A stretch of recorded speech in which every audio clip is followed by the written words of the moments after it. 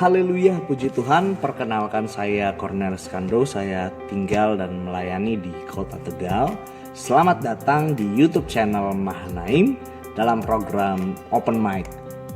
Puji Tuhan, hari ini saya rindu berbagi dengan saudara. Saya kasih judul Semangat Pengabdian Diri. Saya ambil dalam 1 Tawarik pasal 12 ayat 1 sampai 22.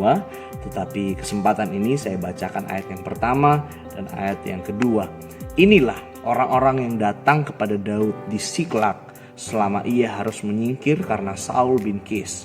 Mereka pun termasuk pahlawan-pahlawan yang membantu dia dalam peperangan. Mereka bersenjatakan panah dan sanggup melontarkan batu dan menembakkan anak-anak panah dari busur dengan tangan kanan dan tangan kiri. Mereka itu saudara-saudara sesuku Saul dari orang Benyamin. Nah, kita lihat di sini bahwa hal yang menarik dari pengikut-pengikut Daud adalah bahwa mereka semua dengan sukarela menggabungkan diri kepada Daud. Nah, dari mana kita tahu? Dari ayat ini dan bahkan sumber-sumber yang lain, referensi ayat yang berkaitan dengan kisah ini, kita melihat bahwa orang-orang yang mengikut Daud di Siklak, mereka tadinya tidak punya deal khusus dengan Daud. Kemudian mereka tidak punya hubungan sebelumnya dengan Daud, dan justru beberapa suku awalnya mereka bukanlah suku yang memihak kepada Daud. Mereka ini adalah orang-orang yang terlatih, penuh kecakapan, punya prospek yang baik sebagai seorang prajurit. Namun justru mereka menggabungkan diri kepada seorang Daud yang adalah seorang pelarian dari Raja Saul. Bahkan di antara mereka ada yang merupakan saudara sesuku seteru Daud, yaitu Raja Saul. Yang ini kemudian mereka memisahkan diri dan berpihak kepada Raja Daud. Ini sungguh sesuatu yang di luar nalar. Apa yang sesungguhnya mereka dapatkan dengan mengikuti seorang buronan kerajaan. Nah, dari kisah ini kita dapat menemukan suatu pelajaran atau suatu teladan pengabdian diri. Ini pun kita bisa terapkan baik dalam hubungan kita dengan Tuhan maupun dalam sosialisasi dalam hubungan-hubungan kita yang lainnya, baik dalam ranah pekerjaan, bahkan hubungan-hubungan kita di sekolah, di tempat kerja, di tempat kuliah, dalam keluarga, atau seluruh area dalam kehidupan kita. Saya mulai dengan begini, Bapak Ibu Saudara, bahwa pengabdian diri adalah mata uang yang berlaku dimanapun. Ia dihargai dan diapresiasi dimanapun.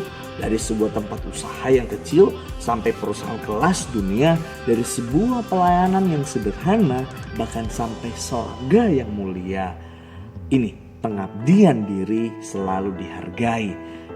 Dia bukan hanya dicari oleh para petinggi-petinggi perusahaan kelas dunia atau pegawai pemerintahan, tapi pengabdian diri, kesetiaan, loyalitas ini juga dicari oleh Tuhan, Sang Pemilik alam semesta. Pengabdian diri ini sesungguhnya bicara sebuah dedikasi, bicara sebuah penyerahan diri kepada Tuhan. Untuk apa? Untuk hidup di dalam kehendaknya, apapun harganya seumur hidup kita. Dari kisah yang kita bahas dalam kesempatan ini, harapan saya, doa saya dapat menolong saudara, memberikan pemahaman, memberikan pemikiran, memberikan konsep yang baru tentang pengabdian diri kepada saudara yang dapat saudara terapkan dalam seluruh aspek kehidupan saudara setiap harinya, baik dalam hubungan kita dengan sesama maupun hubungan kita dengan Tuhan. Nah, saya mulai dengan poin yang pertama bahwa kita lihat seperti ini. Pengabdian diri itu bicara sebuah pilihan.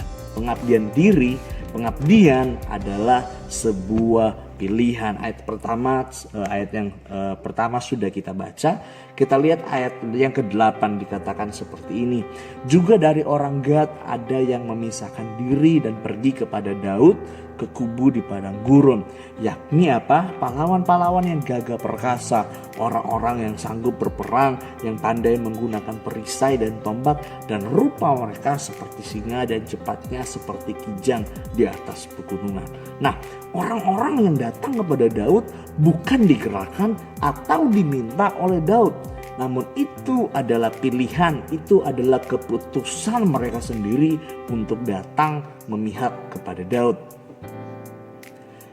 Kepada siapa dan untuk apa kita mengabdikan diri kita, itu semua bergantung pada pilihan kita sendiri. Kalau hari ini saudara sedang melayani, berarti apa? Itu adalah sebuah pilihan saudara. Atau begini, banyak dari anggota gereja, banyak orang menjadi anggota gereja, tapi berapa banyak yang mau aktif dan mulai berkomitmen melayani? Semua itu dimulai dari sebuah pilihan. Kalau itu adalah sebuah pilihan, karena itu adalah sebuah pilihan yang kita ambil, maka berapapun harganya, pengorbanan apapun yang akan kita jalani, pengorbanan sebesar apapun yang harus kita berikan, kita akan terus lakukan itu, kita akan jalani itu. Karena apa? Kita tahu kita sedang mengabdikan diri kepada Tuhan. Nah, kalau saudara melihat bahwa apa? Orang Gad dengan segala kecakapannya, seperti yang kita lihat di dalam ayat yang ke-8, mereka bisa mempunyai nama besar mereka sendiri ketimbang mereka bergabung dan memihak kepada Daud yang nyatanya faktanya adalah seorang pelarian kerajaan. Tapi saudara lihat bahwa apa? Mereka datang menggabungkan diri dengan Daud. Bagaimana dengan saudara? Boro-boro kita mengabdi, berkorban sedikit saja, kadang-kala kita sering protes. Ini yang kemudian menjadi bahan pemikiran saya. Karena apa?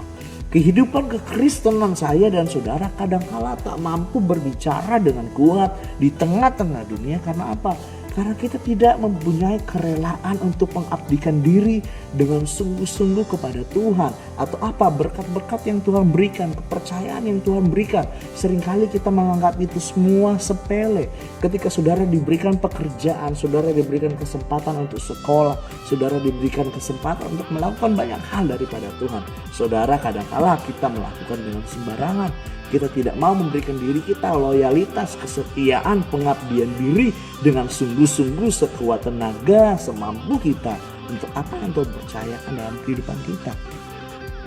Bagi yang mengaku hamba Tuhan, sudahkah saudara mengabdikan diri saudara bagi Tuhan, bagi rencananya, bagi kehendaknya dalam diri saudara? Ataukah saudara hari ini jadi seorang hamba Tuhan? Karena apa? Karena saudara merasa bahwa menjalani hidup sebagai seorang hamba Tuhan nyatanya mungkin lebih mudah dari menjalani hidup dengan tidak menjadi seorang hamba Tuhan. Kalau saudara melandaskan itu semua mulai dari hal itu, saudara sedang memulai satu jalan yang keliru. Nah, masalahnya apa? Kita masih suka hidup untuk diri kita sendiri, sekalipun seringkali kita menjadi seorang Kristen.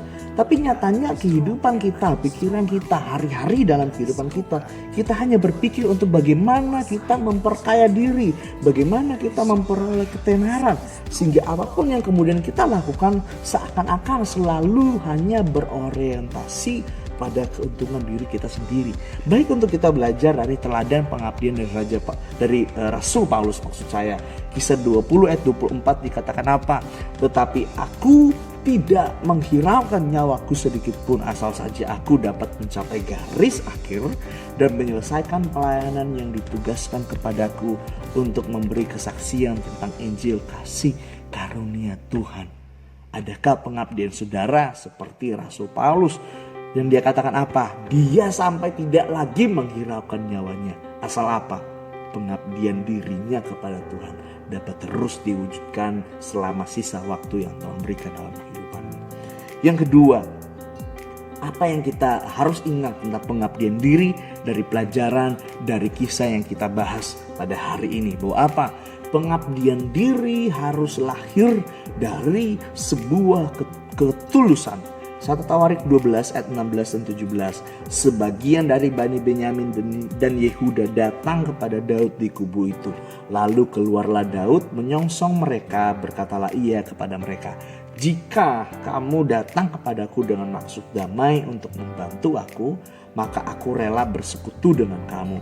Tetapi jika untuk menyerahkan aku dengan tipu muslihat kepada lawanku, sedang aku tidak melakukan kelaliman, maka biarlah Allah nenek moyang kita melihat itu dan menghukum kamu. Berapa banyak dari kita, tingkat besar atau kecilnya pengabdian kita bergantung dari berkat dan jawaban doa yang kita terima dari Tuhan. Ini contoh sederhana dalam kehidupan kita. Yang mengaku hamba Tuhan, berapa banyak dari tugas yang saudara kerjakan itu murni keluar dari hati yang rela, atau saudara hanya sekedar mengerjakan sesuatu, saudara sekedar melayani, saudara sekedar bekerja. Karena apa? Mungkin itu sudah menjadi profesi saudara. Saudara yang ada di tempat kerja hari ini, apapun yang saudara kerjakan, apapun yang menjadi tugas dari bos saudara, apapun yang menjadi pekerjaan saudara, adakah itu lahir dari hanya karena itu sebuah rutinitas? Tapi bisakah kecil besarnya kepercayaan itu saudara kerjakan dengan penuh pengabdian, dengan penuh kesetiaan? Berapa banyak dari kita punya semangat pengabdian yang tinggi kadangkala apabila kalau begini, untung kita sebanding apa yang kita dapatkan sebanding dengan apa yang kita berikan. Tapi belajar dari pengabdian dari para pengikut-pengikut Daud di Siklag, bahwa mereka mengabdi dengan tulus. Sudahkah saudara hari ini, dimanapun saudara hari ini, saudara melayani sepenuh waktu, saudara yang hidup sebagai jemaat Tuhan dalam pekerjaan saudara, di tempat kerja saudara, baik saudara memiliki usaha sendiri, saudara yang sedang bekerja bagi orang lain, saudara yang ada di sekolah, saudara yang sedang kuliah, baik dalam hubungan keluargamu, apakah saudara melakukannya, mengabdi dengan penuh ketulusan? Saudara tidak sedang mengabdi kepada apa yang ada di depan saudara, tetapi apa yang ada di depan saudara justru itu adalah cara Tuhan untuk melihat sejauh mana engkau menghormati Tuhan, engkau mengabdi kepada Tuhan, engkau melayani Tuhan lewat apa yang Dia percayakan yang ada di tangan saudara-saudara semua. Oke, kalau kita lihat teladan pengabdian dari Rasul Paulus, Kisah 24 ayat 16 dikatakan, sebab itu aku senantiasa berusaha untuk hidup dengan hati nurani yang murni di hadapan Allah dan manusia. Kita lihat bahwa apa? Paulus mengupayakan dirinya begitu rupa untuk menjamin ketulusan dan kemurnian pelayanannya kepada Tuhan. Bahkan apa? Kepada manusia sekalipun. Sebab Paulus tahu, seperti dikatakan dalam Roma 8 ayat 27 bahwa apa? Tuhanlah sang penguji hati. Apa yang sedang saudara kerjakan hari ini? Saudara bukan kerjakan itu bagi bos saudara. Saudara bukan kerjakan itu bagi apa yang ada di depan saudara. Tapi saudara sedang mengerjakan itu karena apa? Itu kepercayaan dari Tuhan. Dan saudara harus mengerjakannya dengan penuh ketulusan. Yang ketiga, pengabdian harus dimotori, harus digerakkan oleh Roh Kudus. Pengabdian harus dihidupkan oleh Roh Kudus. 1 Tawarik 12 ayat 18 dikatakan, lalu Roh menguasai Amasai kepala ke-30 orang itu. Kami ini bagimu hai Daud, dan pada pihakmu hai anak Isai. Sejahtera, sejahtera bagimu dan sejahtera bagi penolongmu. Sebab yang menolong engkau ialah Allahmu. Kemudian Daud menyambut mereka dan mengangkat mereka menjadi kepala pasukan. Nah, saudara lihat bahwa pengabdian, pemberian diri, penyerahan diri saudara kepada kehendak Tuhan hanya akan bertahan apabila ada Roh Kudus yang menolong kehidupan saudara, apabila Roh Kudus memenuhi kehidupan saudara. Mengapa? Karena begini, kehendak manusia kita, janji-janji manusia kita itu gampang roboh, gampang hilang, gampang musnah. Dan bahkan apa? Keinginan-keinginan kita, hasrat-hasrat kita seringkali justru apa? Membuahkan dosa. Itu yang dicatat oleh firman Tuhan. Begini Bapak Ibu Saudara, bahwa pengabdian kita kepada Tuhan akan terus teruji seiring waktu berjalan. Tantangan zaman yang semakin rumit, kuasa kegelapan yang mati-matian menggagalkan kita. Apa yang membuat saudara mampu?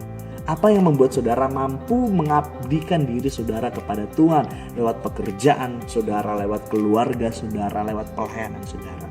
Jawabannya hanya Roh Kudus. Saudara lihat dalam pengabdian Stefanus, Kisah 7 ayat 55 dikatakan, tetapi Stefanus yang penuh dengan Roh Kudus menatap ke langit lalu melihat kemuliaan Allah dan Yesus berdiri di sebelah kanan Allah. Akhir pengabdian Stefanus mungkin gak indah. Dia mati karena dia mengabdi kepada Tuhan. Tetapi kemudian mengapa dia bisa bertahan dalam imannya? Mengapa dia bisa mengabdikan dirinya begitu rupa hingga dia mati dirajam dengan batu? Karena apa? Dia penuh dengan Roh Kudus. terus terhubung dengan Roh Kudus. Dialah sumber kekuatan yang memampukan kita untuk tetap mengabdikan diri melayani Tuhan. Saya tutup dengan poin yang keempat. Saudara ingat, pengabdian kita kepada Tuhan selalu diingat Tuhan. Ayat 21-22, mereka ini membantu Daud melawan gerombolan sebab mereka semua adalah pahlawan-pahlawan yang gagah perkasa dan kepala dalam tentara. Dari hari ke hari orang datang kepada Daud untuk membantu dia sehingga mereka menjadi tentara yang besar seperti bala tentara. Seperti bala tentara Allah. Kita lihat, inilah catatan terakhir dari para pengikut-pengikut Daud di Siklag. Kisah mengenai para pengikut Daud di Siklag ini mungkin bisa menjadi akhir yang berbeda kalau mereka kemudian tidak mengabdikan diri kepada Daud, tidak mengikut Daud. Tetapi apa? Pengabdian diri mereka kepada Daud berakhir dengan manis, berakhir dengan indah.